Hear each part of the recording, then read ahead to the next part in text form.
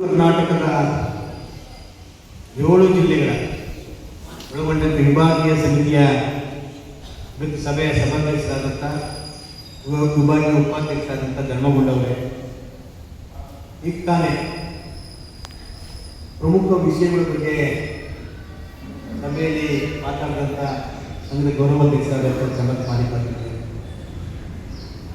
ಸಂಘದ ಪ್ರಧಾನ ಕಾರ್ಯದರ್ಶಿಗಳಾದಂಥ ಎಲ್ಲಿ ವಸಂತಕುಮಾರ್, ಈ ಭಾಗದವರೇ, ಈ ಜಿಲ್ಲೆಯವರೇ, ರೈತ ಸಂಘದ ಹಿರಿಯ ಉಪಾಧ್ಯಕ್ಷರಾದಂಥ ಮತ್ತಪ್ಪ ಕುಮಾರಿ ಅವರೇ,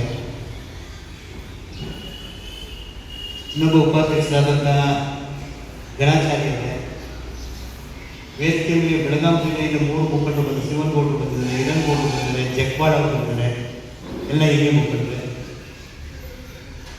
ಹೈದರಾಬಾದ್ ಕರ್ನಾಟಕದ ವಿಭಾಗೀಯ ಪ್ರಧಾನ ಕಾರ್ಯದರ್ಶಿಗಳಾದಂಥ ಎನ್ ನಾಯ್ಡು ಅವರೇ,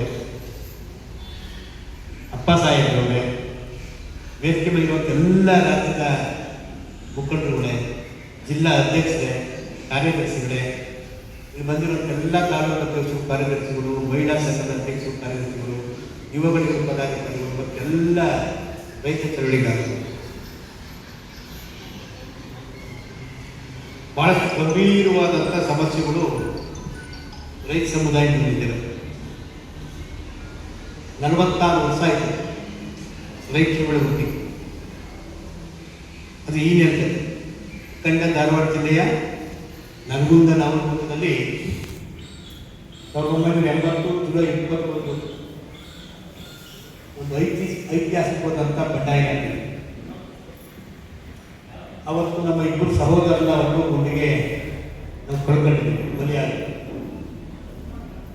ಕರ್ನಾಟಕದಲ್ಲಿ ರೈತ ಚಳವಳಿಯ ಪ್ರಾರಂಭದಿಂದ ಇದುವರೆಗೆ 159 ಜನ ಪೊಲೀಸ್ನವರ ಗುಂಡಿಗೆ ಬಿದ್ದಾಯಿತು. ನೋವುಗಳು ಎಲ್ಲ ಸೇರಿಸಿ 334 ಜನ ಸಾವು ನೋವುಗಳು ಒಳಗಾಗಿದೆ. ದಾಖಲೆ ಬಂದಿಟ್ಟು 334 ಜನ ಸಾವು ನೋವುಗಳಿಗೆ ಕರ್ನಾಟಕ ಒಳಗಾಗಿದೆ. ಎಲ್ಲಿ ಕೇಳ್ತಿದ್ಯಾ, ಕಮ್ಯುನಿಕೇಶನ್ ಆಗ್ತಿದೆಯಾ? ಎಲ್ಲಿ ನಡೆದಂಥ ಒಂದು ಐತಿಹಾಸಿಕ ರೈತ ಆಂದೋಲನ ಕೊರೋನಾ ಟೈಮಲ್ಲಿ ಕೇಂದ್ರ ಸರ್ಕಾರ ಪಾರ್ಲಿಮೆಂಟ್ನಲ್ಲಿ ಚರ್ಚೆ ಮಾಡಿದೆ.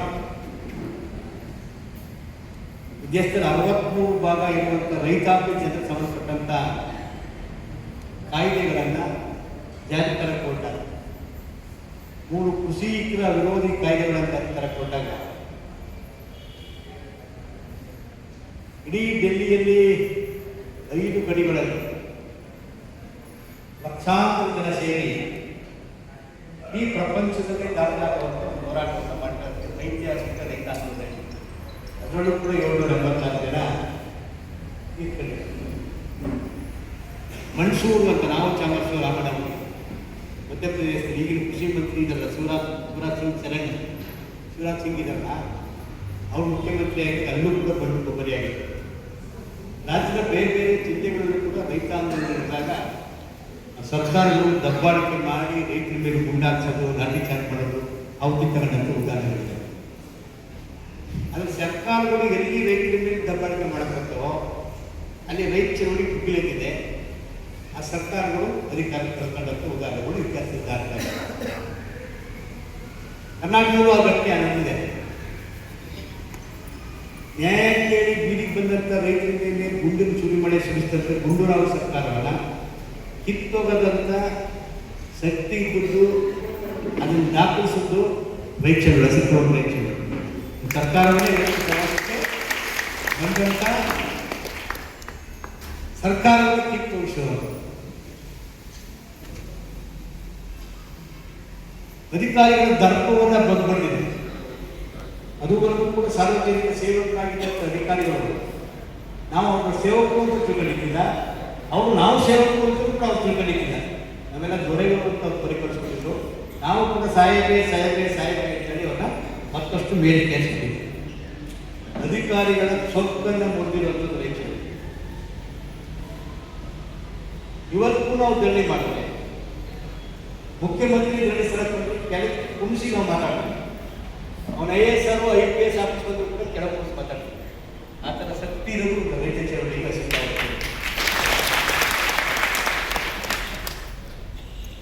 ನಾವು ಅದೆಲ್ಲ ಮಾತಾಡಕ್ಕೆ ಹೋದ್ರೆ ವಾರಗಟ್ಟಲೆ ಮಾತಾಡ್ಬೇಕಾಗುತ್ತೆ. ರೈತ ಚಳವಳಿ ಒಂದೊಂದು ಸಣ್ಣ ಸಣ್ಣ ತಗೊಂಡು ಕೂಡ ಅದರಿಂದ ಏನು ಬದಲಾಗಿದೆ, ರೈತ ಸಮುದಾಯಕ್ಕೆ ಏನು ಲಾಭ ಆಗಿದೆ, ನ್ಯಾಯ ಸಿಕ್ಕಿದೆ, ಅಥವಾ ಆಳೋ ಸರ್ಕಾರಕ್ಕೆ ಏನು ಪಾಠ ಕಲಿಸಿದ್ದೀವಿ, ಹೊಸ ಕಾನೂನುಗಳು ಮತ್ತು ಹೊಸ ಪಾಲಿಸಿಗಳು ಚರ್ಚೆ ಬದಲಾಗೋದ್ರಲ್ಲಿ ಚಳವಳಿ ಏನು ಕೆಲಸ ಮಾಡಿದೆ ಅನ್ನೋದನ್ನ ಒಂದೊಂದು ನಾವು ಸಾವಿರಾರು ಈವೆಂಟ್ ಕೊಡಿದ್ರೆ ಅದು ತಗೊಂಡು ಅಧ್ಯಯನ ಮಾಡಿದ್ರೆ ಒಂದೊಂದು ಕೂಡ ಪಾಠ ಆಗುತ್ತೆ. ಈ ಕಾರಣಕ್ಕೆ 7 ಜನ PhD ಮಾಡಿದ್ದಾರೆ. ನೋಡಿ ಧರ್ಮವನ್ನು 7 ಜನ ಆಸ್ಟ್ರೇಲಿಯಾದಲ್ಲಿ ರಿಕ್ರೂಟ್ ಮಾಡಿದ್ದಾರೆ.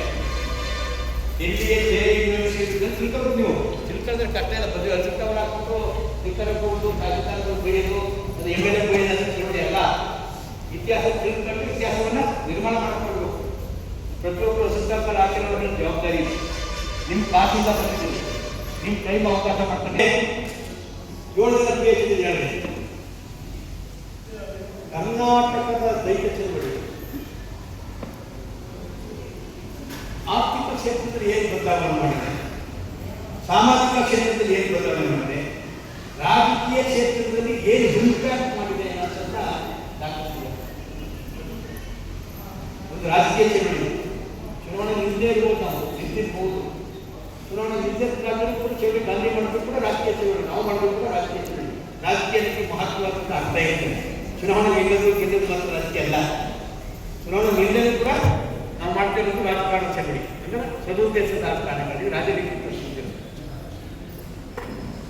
ಇಂಥ ದೊಡ್ಡ ಚಳವಳಿಯನ್ನ ಮುನ್ನಡೆಸಬೇಕಾದ್ರೆ ನಮ್ಗೆ ಹಲವಾರು ಸವಾಲುಗಳಿದೆ. ಮೊನ್ನೆ ನಾವು ಬಿಡದಿಯಲ್ಲಿ ನಾನು ಭಾರತದಲ್ಲಿ 19 ವರ್ಷ ಮಾಡಿರೋ ಬಂದರೆ ವೈರಲ್ ಆಗಿದೆ. DK ಶಿವಕುಮಾರ್ ಮುಖ್ಯಮಂತ್ರಿಯಾಗಿ 15 ದಿನ ಆಗಿತ್ತಂತೆ. ಒಂದು ಎಚ್ಚರಿಕೆಯನ್ನು ಕೊಟ್ಟಿದ್ದೀವಿ, ಬಿಡದಿ ರೈತರ ಭೂಮಿಯನ್ನು ನಾನು ವಶಪಡಿಸ್ಕೊಳ್ಳೇ ಕೊಡಿಸ್ತೀನಿ ಅಂತ. ಆ ವಿಚಾರದಲ್ಲಿ ನಿಮ್ಗೆ ಏನು ಹೇಳಿದ, ಈಗ ರೈತರ ಕೈ ಹಾಕಕ್ಕೆ ಬಂದರೆ, ರೈತರ ಭೂಮಿ ಕೈ ಹಾಕಕ್ಕೆ ಬಂದರೆ ನೀವು ಪ್ರಚಾರ ಸೇರ್ತಿದ್ದೀರಿ.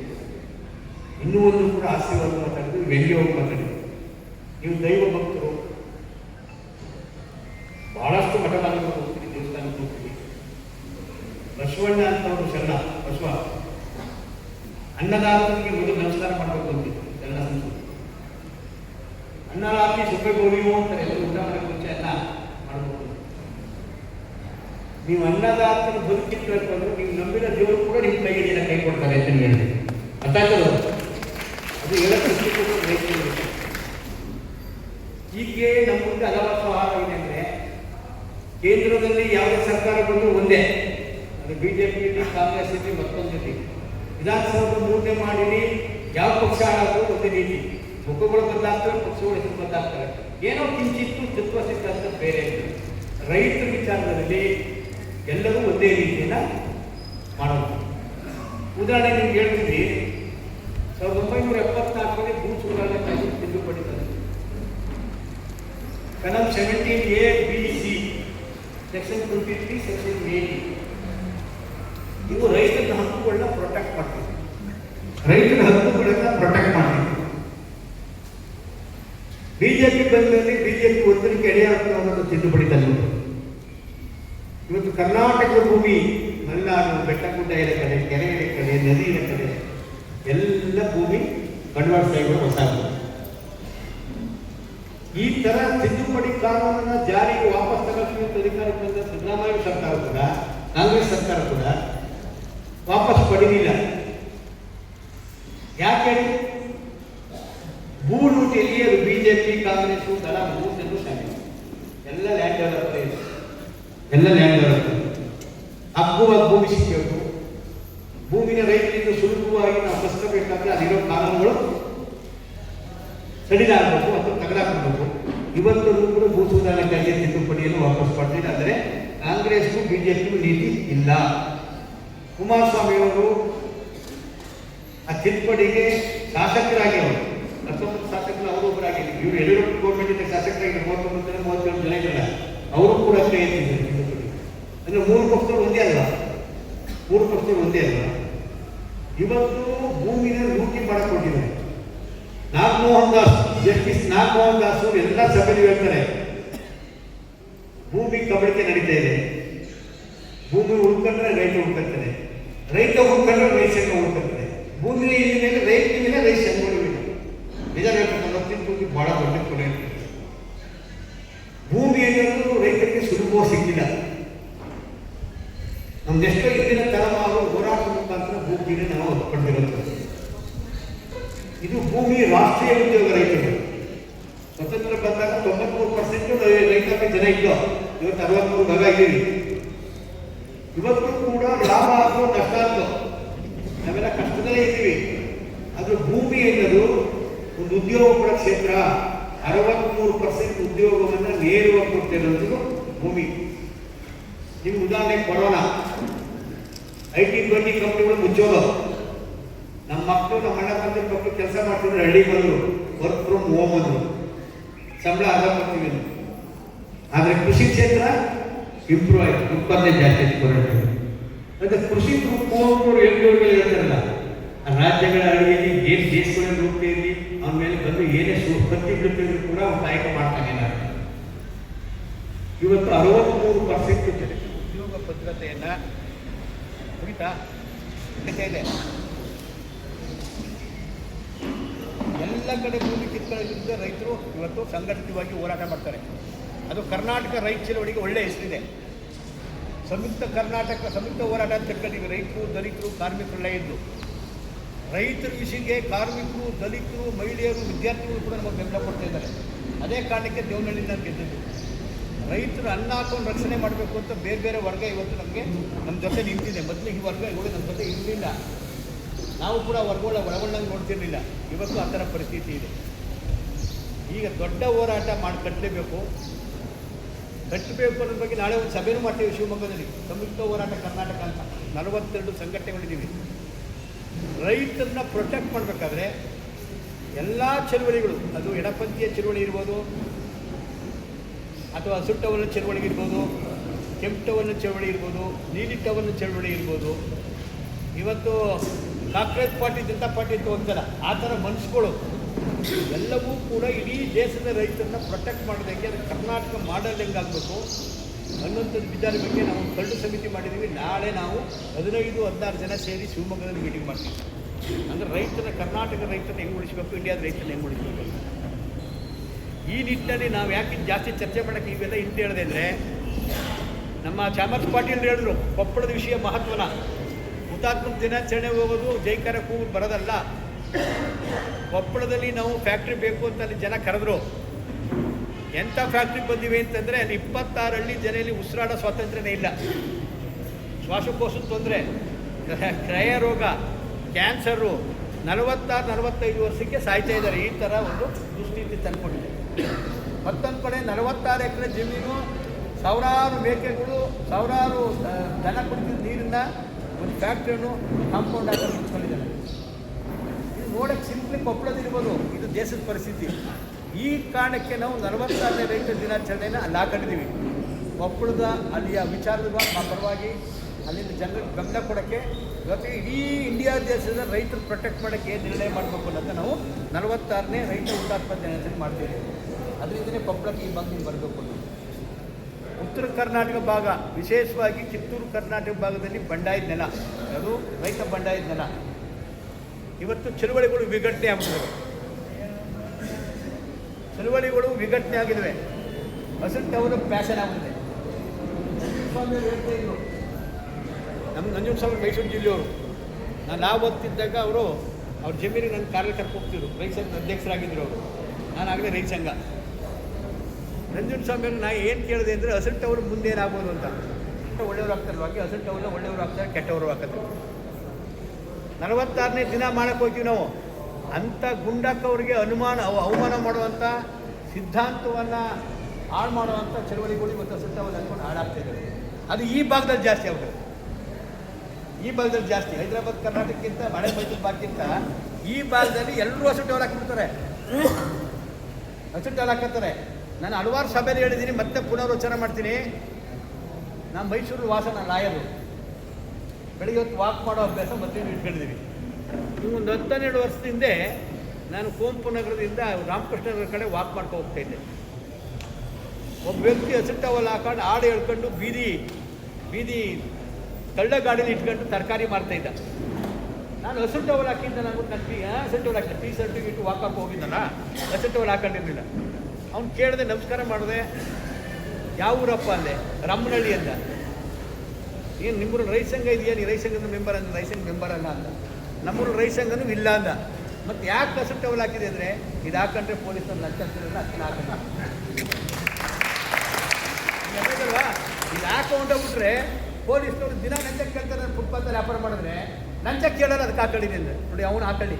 ಯಾಕಂದರೆ ಅವ್ನ ಬದುಕಿಗೆ ಮೋಸ ಮಾಡೋರ ವಿರುದ್ಧ ಪ್ರತಿಭಟನೆ ಅಸ್ತ್ರವಾಗಿ ಅವನು ಹಸಿರು ಟವಲ್ ಹಾಕೊಂಡ್ರೆ ಭಾಳ ಒಳ್ಳೆಯದಾಗ್ತವ್ರು. ಲಕ್ಷಾಂತರ ಜನ, ಕೋಟ್ಯಾಂತರ ಜನ ಆಗ್ತದೆ. ಆಯ್ತಲ್ವಾ?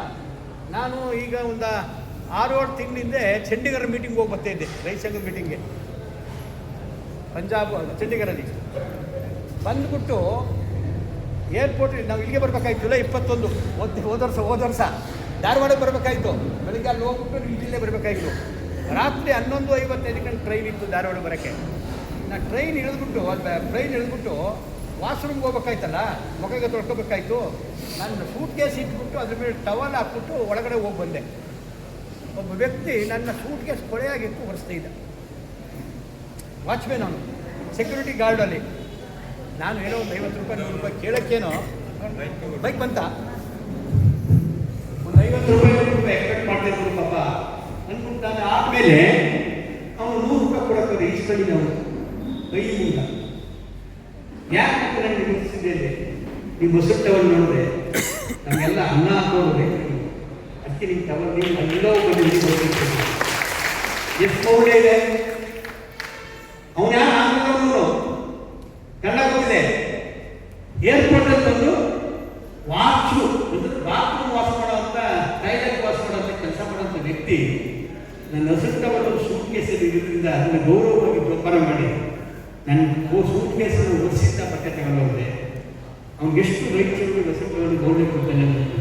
ಇದು ನಾವು ದುಡಿದಿರೋ ಹಸಿರು ಟವಲ್ ಗೌರವ ಕೊಡಬೇಕು. ಇವತ್ತು ಹಸಿರು ಟವಲ್ ಏನಾಗಿದೆ,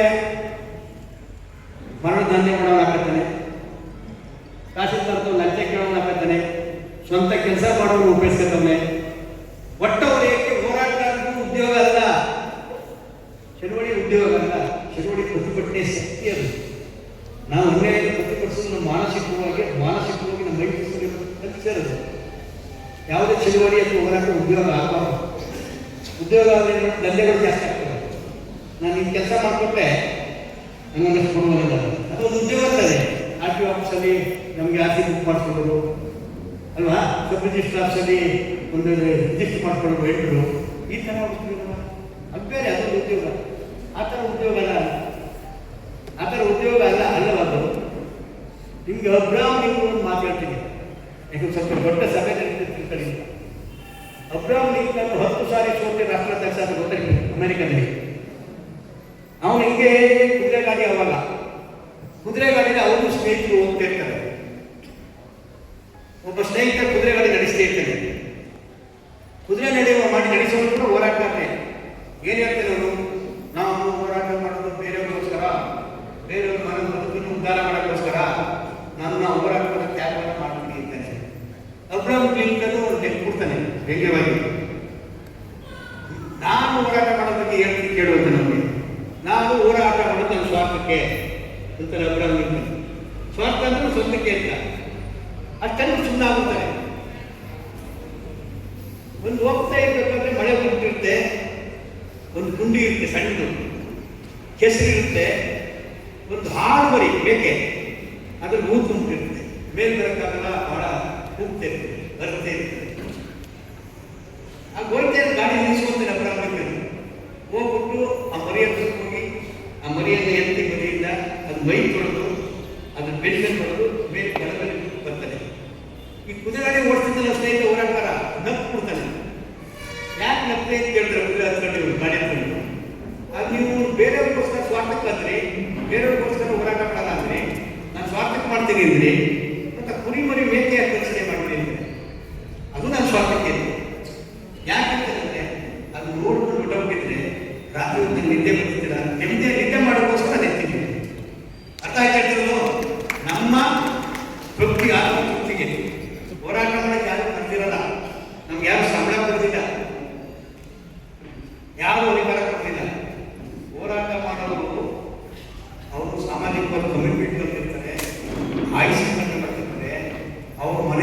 ನಿರ್ಲಕ್ಷ್ಯ ಮಾಡಿರ್ತಾರೆ. ಆ ಥರ ಸಾಧನೆ ಬಂದಿರೋರೆಲ್ಲ ಗಿಡಗಣ್ಣ ಸೇರಿ. ಹಾಗಾದ್ರೆ ಇದಕ್ಕೆ ನಾವು ಬಹುಮುಖ್ಯವಾಗಿ ಹಸಿಟ್ಟವರು 5 ಲಕ್ಷ ಜನ ಹಸಿಟ್ಟವರ ಮುಖ್ಯ ಅಲ್ಲ, 5 ಜನ ಪ್ರಾಮಾಣಿಕತೆ ಕಟ್ಟುವ ಯೋಚನೆ ಮಾಡ್ತಾರೆ. 5 ಜನ ಹಸಿಟ್ಟವರು ಪ್ರಾಮಾಣಿಕತೆ ಇಡೀ ಜಿಲ್ಲೆ ಪರವಾಗಿರುತ್ತೆ. 5 ಲಕ್ಷ ಹಸಿಟ್ಟವರ ಜನಪರ ಅರ್ಥ ಮಾಡ್ಕೋಬೇಕು. ಇದು ಗಂಭೀರತೆ. ಅದರಿಂದ 21ರ ಚಳವಳಿ. ಯಾಕೆಂದ್ರೆ ನಿಮ್ಮ ಭಾಗದಲ್ಲಿ ಬಹಳ ದೊಡ್ಡ ಚಳವಳಿ, ರಾಜಕೀಯವೂ ಕೂಡ ಸತ್ಯ ಇತ್ತು. ಬೆಳಗಾವಿ 13 ಕ್ಷೇತ್ರದಲ್ಲಿತ್ತು. 13 ಕ್ಷೇತ್ರದಲ್ಲಿತ್ತು. ನಾವು ಬಹಳ ಕಡಿಮೆ ಸೋತಿದ್ದೀವಿ. ಧಾರವಾಡದಲ್ಲಿ ಸೋತಿದ್ದೀವಿ, ರಾಯಚೂರುಗಳು ಸೋತಿದ್ದೀವಿ. 137 ಸೀಟ್ ಸ್ಪರ್ಧೆ ಮಾಡಿ 39 ಕಡೆ 29 ಕಡೆ ಸೆಕೆಂಡ್ ಪ್ಲೇಸ್ ತಂದಿದ್ದೀವಿ ನಾವು. ರಾಜಕೀಯ ಶಕ್ತಿ ಇತ್ತು. ಆಮೇಲೆ ಇಲ್ಲಿದ್ದವರು ಬೇರೆ ಬೇರೆ ರಾಜಕೀಯ ಪಕ್ಷಕ್ಕೆ ಹೋಗಿ ಶಕ್ತಿ ನಿಂತು. ಈಗ ಅಶಿಸ್ತು ಹಸಿಟ್ಟವರನ್ನು ವಿಜೃಂಭಿಸ್ತಾ ಇದೆ. ಹಸಿಟ್ಟವಲ್ಲ ಅದಲ್ಲ, ಒಳ್ಳೆದಲ್ಲ. ಅದು ಯಾವತ್ತೂ ಒಂದು ಸಣ್ಣ ಸಮಸ್ಯೆಗೆ, ರೈತರ ಸಮಸ್ಯೆ ಕಬ್ಬು ಜೊತೆ ಹೋರಾಟ ಮಾಡೋಕ್ಕೆ ಯಾವನ ಹೋರಾಟ ಮಾಡ್ತಾನೆ ಅವ್ನು ಒಳ್ಳೆಯವರು ಕೆಟ್ಟವರಲ್ಲ. ಕಬ್ಬು ಪರ ಹೋರಾಟ ಮಾಡ್ತಾನೆ, ನಾವು ಕಬ್ಬು ಬಗ್ಗೆ ಬರ್ಕೊಂಡು ಹೋಗ್ತಾರೆ. ಅದೇ ಚಳವಳಿ ಕಟ್ಟೋದಾಗಲ್ಲ. ಚಳವಳಿ ಕಟ್ಟೋದು ಆಂತರಿಕವಾಗಿ ಚಳವಳಿ ಸುದ್ದಿ ಇರಬೇಕು. ಚಳವಳಿ ಪದಾಧಿಕಾರಿಯೂ ಆತ್ಮಶುದ್ಧಿ ಇರಬೇಕು, ಕೈ ಬಾಯಿಸುತ್ತೆ. ನಿಮ್ಗೆ ಅರ್ಥ ಆಯ್ತಲ್ಲ? ಅಂಥವರಿಂದ ಜನ ನಂಬೋದು. ಅದು ಇತಿಹಾಸ ದಾಖಲ, ಇದರ ಇತಿಹಾಸ ದಾಖಲ ಆಯ್ತಲ್ಲ. ಅದರಿಂದ 21ರ ಚಳವಳಿಯನ್ನು ಯಶಸ್ವಿಗೊಳಿಸಬೇಕಾದಂಥ ಕೆಲಸ ಮಾಡೋಣ. ಮತ್ತು ಇಲ್ಲಿ ಕಬ್ಬು ಹೋರಾಟ ನಡೀತದೆ. ಯಾವ ಮುದೋಳ ಸುತ್ತಮುತ್ತ ಬಾಗಲಕೋಟೆಯಲ್ಲಿ ನಮ್ಮ ಸುತ್ತಮುತ್ತ ಕುಮಾರಿ, ನಮ್ಮ ವೀರಪ್ಪ ಅಂಚಿನಾಡು ನಾಳೆ ಬಂದರು ಅಂತ ಬಹಳಷ್ಟು ಜನ ಚಳವಳಿ ಇರ್ತೀವಿ. ನಮ್ಮ ಬೆಳಗಾವಿ ಜಿಲ್ಲೆಯಲ್ಲೂ ಕೂಡ ಚಳವಳಿ ಇರ್ತೀವಿ. ಅದಕ್ಕೊಂದು ತಾರ್ಕಿಕ ಅಂತ ಕೊಡ್ಬೇಕು. ಮುಂಚೆ ಸರ್ಕಾರ 300 ರೂಪಾಯಿ ಕೊಟ್ಟಿರ್ತೇವೆ ನಾವು ಗೆಲ್ಲುವಂತನ ಅಲ್ಲ, ಗೆಲ್ಲುವಲ್ಲ. ರಾಜಕೀಯ ನಂಜು ಸಾಗರ ನಾವು ಚಳವಳಿ ಕಟ್ಟಿದವರು. ನಾವು ಬಾಬಾಗೌಡನ ನಮ್ಮ ಗಜಪತಿ ಬಾಬಾಡನ್ನು ಭೇಟಿ ಮಾಡಕ್ಕೆ ಹೋಗಿದ್ವಿ. ಸುರೇಶ್ ಬಾಬು ಪಾಟೀಲಲ್ಲಿ 94 ವರ್ಷ 95 90 ಅವ್ರು ಗೌರವಿಸ್ಬೇಕು. ನಾವು ಮುಂದಿನ ವರ್ಷ ಅವ್ರು ಗೌರವಿಸೋಣ. ಯಾವ ರೀತಿ ನಾನು ಗೌರವಿಸ, ನಾನು ಚಾಲಕರು ವಸಂತ ಕುಮಾರ್ ಎಲ್ಲ ಮಾತಾಡಿದ್ದೀನಿ. ಅವ್ರು ನಂಜುಸ್ವಾಮಿಗಿಂತ ಚಳವಳಿ ಕಟ್ಟಲು ಸೀನಿಯರು. ಸುಂದರೇಶು ಅವರು ನಿಮ್ಮ ಮುಂದನಾಡು ಪಾಟೀಲ್, ಬೆಳೆದ ಮುಂದನಾಡು ಪಾಟೀಲು, ಆಮೇಲೆ ಮುಖ ಸೇರಿದ್ರು. ಆಮೇಲೆ ನಂಜುಸ್ವಾಮಿ 6 ತಿಂಗಳಾದ್ಮೇಲೆ ಚಳವಳಿ ಬಂದರು. ಅವ್ನು ಕೇಳಿದೆ, ಚಳವಳಿ ಕಟ್ಟಿದ್ದು ಯಾರು ಕಟ್ಟಿದ್ರು ಪ್ರಶ್ನೆ ಕೇಳಿದ್ರು. ಚಳವಳಿ ಕಟ್ಟೋದು ನಾವು ಬೆಳೆಸೋದು ನಂಜುಸ್ವಾಮಿಯನ್ನು. ನಂಜುಸ್ವಾಮಿ ಚಳವಳಿ ಬಂದರೆ ಒಂದು ಹೊಸ ರೂಪ ಬರ್ತಲ್ಲ, ಚಳವಳಿ ಒಂದು ಜ್ಞಾನ ಬರ್ತಲ್ಲ, ರೈತರಿಗೆ ಒಂದು ಕಾನೂನು ಜ್ಞಾನ ಮತ್ತು ಸಂಘಟನೆ ಶಕ್ತಿ ಬಂತು. ಅವ್ರ ಹತ್ರ ಬೆಳೆದಿರೋರು ರಾಜ್ಯದಲ್ಲಿ ಚರ್ಚೆ ಮಾಡ್ತಿದ್ರು. ಅವರು ಬರೀ ಡಿಮಾಂಡ್ ಮಾಡ್ತಿದ್ರ, ಸರ್ಕಾರಕ್ಕೆ ಈ ಥರ ಮಾಡ್ತಿದ್ರು. ಈಗ ನಾವು ಕೇಳ್ತಕ್ಕಂಥದ್ದೇನು, ಸರ್ಕಾರ ಪ್ರತಿ ವರ್ಷ ನಾವು ಚಳವಳಿ ಮಾಡ್ತೀವಿ, ಜನ ದುಡ್ಡು ಕೊಡ್ತಾರೆ, ಲಕ್ಷಾಂತರ ಜನ ಚಳವಳಿ ಸೇರ್ತಾರೆ, ರಸ್ತೆ ತಡೆ ಮಾಡ್ತಾರೆ, ಆಯ್ತಲ್ವಾ, ಜೈಲಿಗೆ ಕೂಡ ಹೋಗ್ತಾರೆ. ಒಂದು ದೊಡ್ಡ ಸುತ್ತಮುತ್ತ ದೊಡ್ಡ ಹೋರಾಟ ಕೂಡ ಆಗಿದೆ.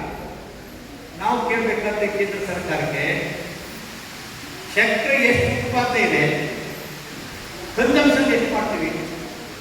ಇವತ್ತು ಸಕ್ಕರೆ ಉತ್ಪಾದನೆ 37% ನಾವು ಸ್ವಂತ ಯೂಸ್ ಮಾಡ್ತಿದ್ದೀವಿ. ಇನ್ನೂ 63% ಕಮರ್ಷಿಯಲ್ ಉತ್ಪಾದನೆ ಬರ್ತದೆ. ಸ್ವೀಟ್ ಅಂಗಡಿಗಳು, ಕೊಕೋ ಕೋಲಗಳು ಗೊತ್ತಾ ನೀವು ಹೇಳೋದು ಕಮರ್ಷಿಯಲ್ ಉತ್ಪಾದನೆಗೆ. ನಮ್ಮೂರಲ್ಲಿ 44 ಸಕ್ಕರೆ 41 ರೂಪಾಯಿ ತಿಳ್ಕಡಿ, ಕಮರ್ಷಿಯಲ್ ತಗೊಂಡು 41. ಅದಕ್ಕೆ ಕರ್ನಾಟಕ ಕಾನ್ಸ್ಟಿಟ್ಯೂಷನ್ ರೈಟ್ ಇದೆ, ಕನ್ಸ್ಯೂಮರ್ ಗೆಜೆಟರಿ ಅಂತಿದೆ.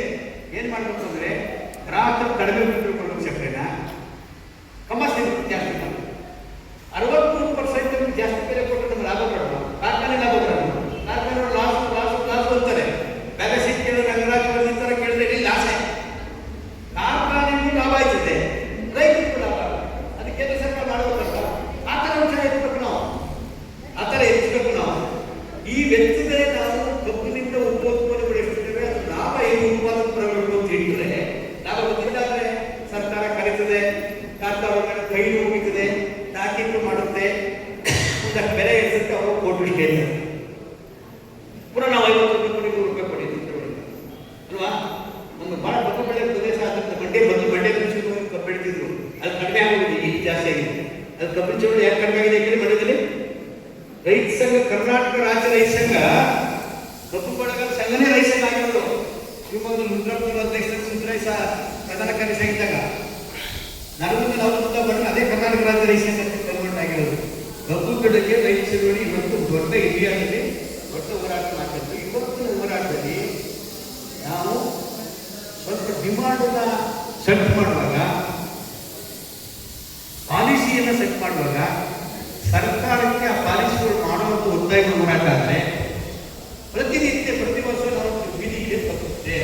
ನಮ್ಮ ಕಾನೂನಾತ್ಮಕ ರೈತ ಹೋರಾಟಗಳು ಮುಂದಿನ ದಿನಗಳಲ್ಲಿ ನಾವು ಚರ್ಚೆ ಮಾಡಿ ಅದನ್ನೇ ಮುಖ್ಯಮಂತ್ರಿಗಳ ಜೊತೆ ಬೆಳಗಾವಲು ಒಂದು ಎಕ್ಸ್ಪರ್ಟ್ಗಳು ಕರೆಸಿ ಈ ನೀತಿ ಬಗ್ಗೆ ಪಾಲಿಸಿ ಬಗ್ಗೆ ಸೆಮಿನಾರ್ ಮಾಡೋಣ, ರೈತರ ತಿಳುವಳಿಕೆ ಕೊಡಬೇಕಾಗ್ತದೆ. ನಾವೇನು ಮಾಡ್ತೀವಿ ಕಾರ್ಖಾನೆಗೆ ಹೋಗೋ ಬೇರೆ ಸ್ವಲ್ಪ ಮಾಡಿ ಈಗ ನಿರ್ಣಯ ಮಾಡೋಣ. ಬಾಗಲಕೋಟೆ ಬೆಳಗಾವಿ ಎರಡು ಸೇರಿ ಒಂದು 3-4 ಜಿಲ್ಲೆ ಬಿಜಾಪುರ ಬರುತ್ತೆ. ಈ ಭಾಗದಲ್ಲಿ ಎಲ್ಲಾದರೂ ಕಡೆ ತುಂಬ ಅಂತಾರಾಷ್ಟ್ರೀಯ ಜ್ಞಾನ ಹೊಂದಿದ್ದಾರೆ, ಅವಶ್ಯಕತೆಗಳಲ್ಲಿ ಕುಟುಂಬ ಜ್ಞಾನದಲ್ಲಿ ಅಂಥವೆಲ್ಲ ಕರ್ಕೋಬೋದು. ರೈತ ತಿಳುವಳಿಕೆ ಕೊಟ್ಟು ರಾಜಕಾರಣವನ್ನು ತಿಳುವಳಿಕೆ ಕೊಟ್ಟರೆ ನಮ್ಮ ಸಮಸ್ಯೆ ಇಷ್ಟು ಬೆಳವಣಿಗೆ ಗೊತ್ತಾಗುತ್ತೆ ಅನ್ನೋ ವಿಚಾರ ನಾವು ಮಾಡ್ತೀವಿ. ಇಷ್ಟು ಶಾಪ್ ಅನ್ಸುತ್ತೆ. ಹಳ್ಳಿ